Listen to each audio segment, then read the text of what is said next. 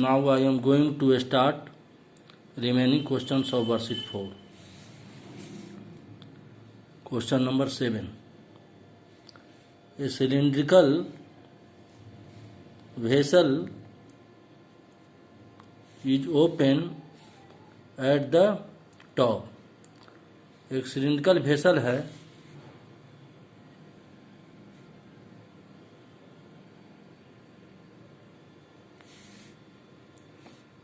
जो टॉप पर क्या है, ओपन है. ओपन मीन्स ये देखिए इसका सिलिंड्रिकल वेसल का टॉप ही ओपन है, माने यहाँ कोई सरफेस नहीं है. Has a radius 10 centimetre and height 14 centimetre. ये इसका रेडियस हुआ सिलिंड्रिकल वेसल का. ये रेडियस कितना है, 10 centimetre, height 14 centimetre. This is height. Right circular cylinder है, 90 डिग्री एंगल फॉर्म होगा यहाँ पर बेस पर. ये height is 14 centimetre. Find the total surface area of the vessel. ये वेसल किस फॉर्म में है, vessel is in the form of cylinder. So you have to find the total surface area of this cylindrical vessel. Take pi equal to 3.14. Pi का value generally हम क्या देते थे, 22/7. लेकिन यहाँ पर एक कंडीशन है कि पाई का वैल्यू आपको यही लेना है, 3.14. Look at this figure carefully. ये जो आपका सिलेंडर है, स्पष्ट है कि ये क्या कह रहा है कि ओपन एट द टॉप. ये टॉप पर ओपन है. Radius is 10 centimetre, height is 14 centimetre. So total surface area of vessel क्या हो जाएगा, 2πRh प्लस πr². अब now question arises. Total surface area में क्या कहा जाता था कि कर्व सरफेस, ये आपका कर्व सरफेस हुआ सिलेंडर का एरिया ऑफ बेस. तो बेस कितना है आपका, 2 है, एक बॉटम में और एक टॉप. दोनों बेस आपका क्या है, सर्कल है. Means area of base means area of circle. लेकिन जब यहाँ पर क्लोज रहता, सरफेस क्लोज रहता, तो πr², यहाँ हम लिखते 2πr². लेकिन यहाँ पर तो एक सरफेस ओपन है, तो यहाँ पर टोटल सरफेस एरिया में तो सिर्फ यही सरफेस काउंट होगा, बॉटम वाला surface. Top is open. So open surface जो है आपका यहाँ पर which is open will not be included in area. ये एरिया में इंक्लूडेड नहीं होगा. It will not be included in area.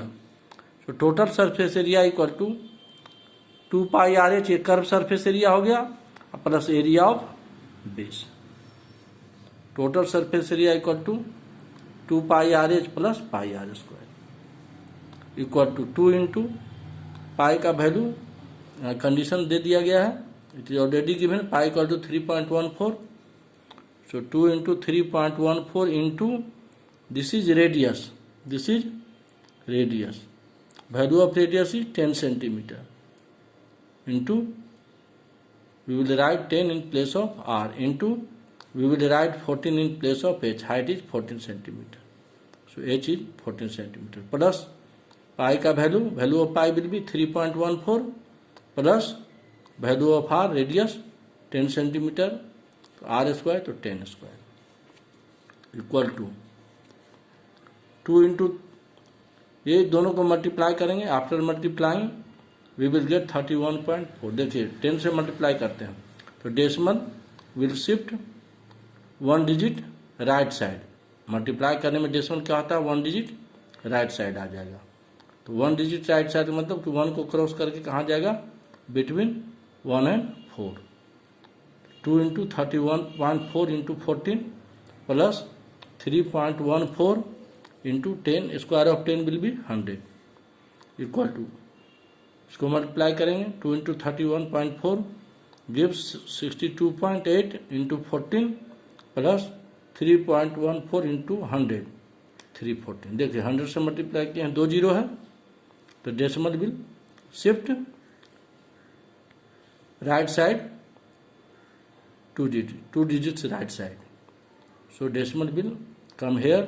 So there will be 314 equal to multiplying these two numbers 628 को 14 से मल्टीप्लाई करने के बाद इट कम्स 8792।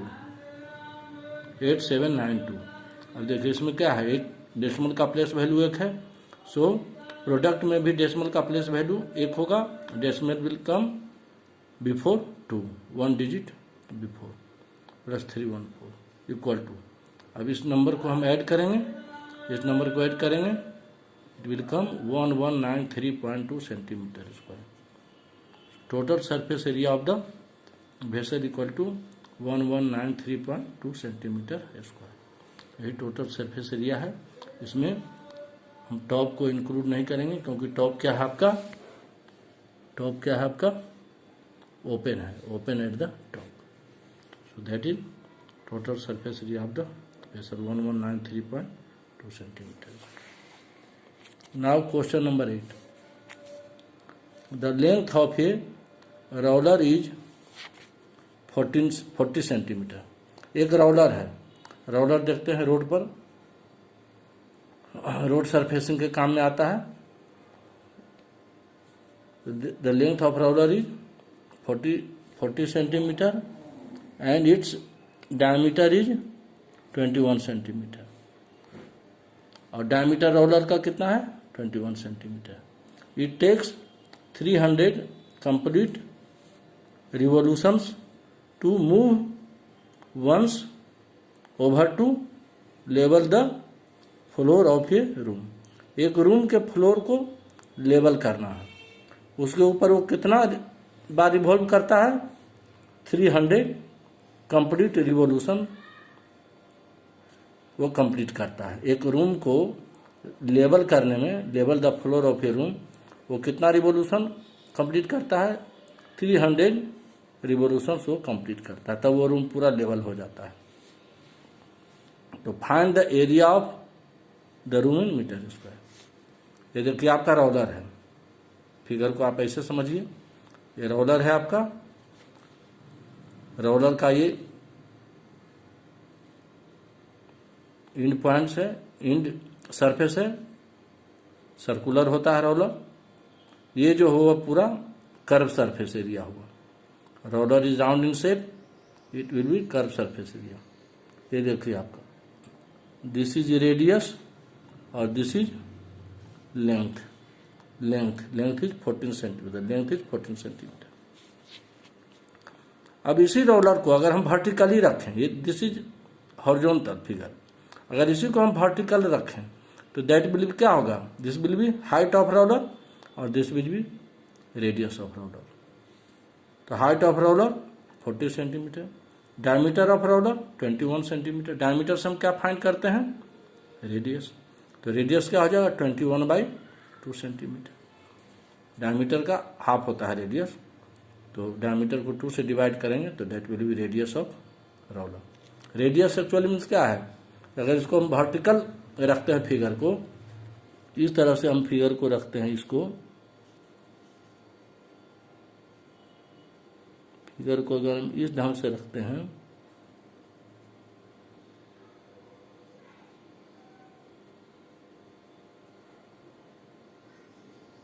तो ये आपका, यही आपका जो लेंथ है रोलर का, ये क्या हो जाएगा, हाइट हो जाएगा और ये रेडियस हो जाएगा।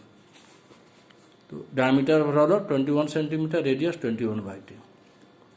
अब इन वन रेवोल्यूशन, रोलर अगर एक बार रिवॉल्व करता है, रोलर अगर एक बार घूमता है तो कितना एरिया कवर करेगा, तो in one revolution roller covers area equal to its curve surface area. Roller अगर एक बार रिवॉल्व करता है, एक बार घूमता है, तो कितना एरिया कवर करेगा, area equal to its curve surface area. यानी रोलर का जो कर्व सरफेस एरिया होगा वो एक बार जब मूव करेगा ग्राउंड पर तो उतना एरिया कवर करेगा, कितना area, equal to its curve surface area. Roller का जो कर्व सरफेस एरिया होगा वो एक रिवोल्यूशन में एक बार जब घूमेगा तो ग्राउंड पर उतना एरिया कवर करेगा। So curve surface area equal to 2 pi R H equal to 2 into value of pi will be 22/7 into radius 21/2 21/2 into height of roller is 40 centimetre equal to 721 is 7 and 21 दोनों का common factor क्या है? 7 है।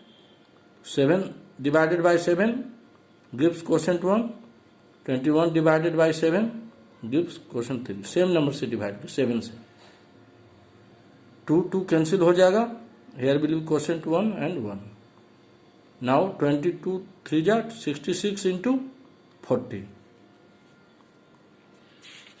Curve surface area कहा जाएगा cylinder का जो एक रिवोल्यूशन में वो जमीन पर मूव करेगा तो कितना एरिया वो कवर करेगा जमीन पर, कर्व सरफेस एरिया के बराबर। That will be curve surface area equal to 66 into 40।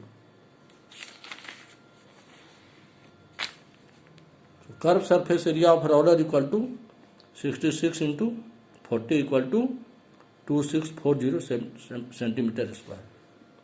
Area of room covered in 1 revolution. यही रूम को जब वो रोलर लेवल कर रहा है, roller is levelling the room, तो एरिया ऑफ रूम एक रिवोल्यूशन में कितना एरिया कवर्ड होगा? तो यही एरिया कवर होगा 2640 centimetre square. Area of room covered in 1 revolution. एक रिवोल्यूशन में कितना एरिया कवर्ड होगा? 2640 सेंटीमीटर स्क्वायर। और रोलर कितना रिवोल्यूशन कंप्लीट कर रहा है? 300। तो area of room covered in 300 revolution. तो 1 रिवोल्यूशन 2640 सेंटीमीटर स्क्वायर। तो 300 रिवोल्यूशन में कितना एरिया कवर्ड होगा? 2640 इंटू 300। मल्टीप्लाई करेंगे। After multiplying it will give 792,000 and 792,000 centimetre square. अब इसको हम मीटर स्क्वायर में कन्वर्ट करेंगे। तो सेंटीमीटर स्क्वायर को मीटर स्क्वायर में कन्वर्ट करते हैं तो 10,000 से डिवाइड करते हैं equal to 3030 will be cancel 792/10। अब जब नंबर को हम डिवाइड करते हैं 10 से डिवाइड करेंगे, 1 0 है तो डेसिमल एक डिजिट यहाँ से वंस प्लेस से एक डिजिट लेफ्ट साइड मूव करेगा। अभी इसमें डेसिमल नहीं है, मतलब डेसिमल को हम यहाँ मानते हैं तो डेसिमल एक डिजिट लेफ्ट साइड मूव करेगा। तो 79.2 सेंटीमीटर मीटर स्क्वायर